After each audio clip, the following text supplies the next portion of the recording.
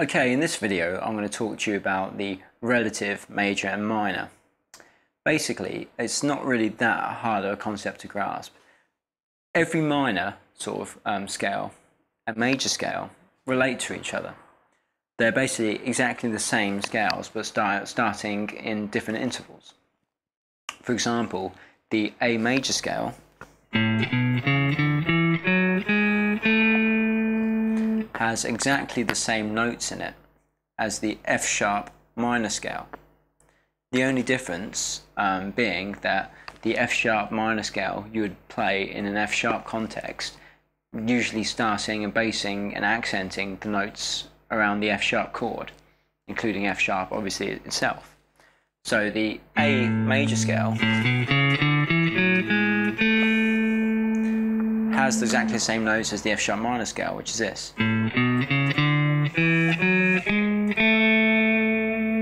I'll play it for you again.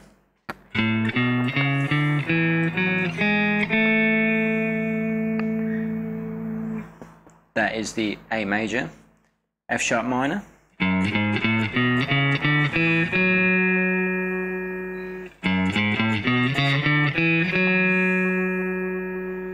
it's got exactly the same notes in the scale.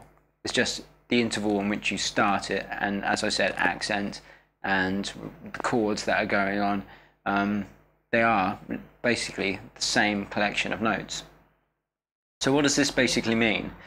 Basically, if we think of along the guitar here on the 6th fret, any major chord, the scale that is involved with it, if you move 3 frets down, that minor chord and scale relates to that major. So the A major relates to the F sharp minor. Okay, so we have our A major has the same notes in it as the F sharp minor. So another example would be a C major, an A minor,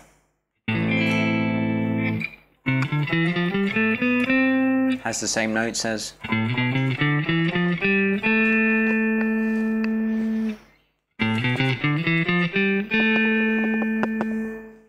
So what this basically means is, when it comes to soloing, you can use the C major scale under an A minor chord, basically.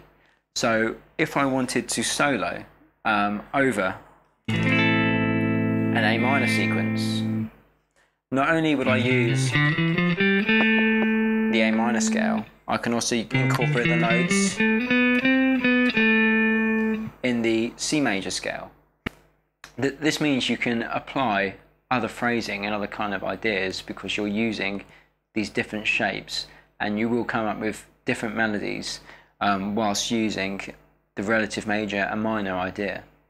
So basically, if I wanted to solo over a G major sequence, I would incorporate not only notes from the G major scale, but I'll also incorporate notes from the E minor scale.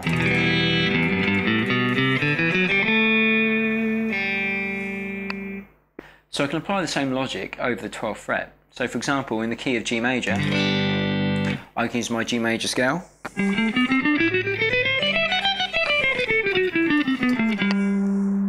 I can also use my E minor scale.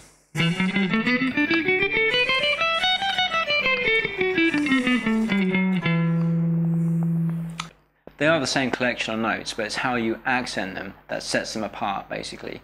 There is a difference between the A minor scale and the C major scale. Even though they're built up of the same notes, it's the context in which they're used that sets them apart. But it can help you that knowing how scales relate to one another opens up more ideas to you for you to use.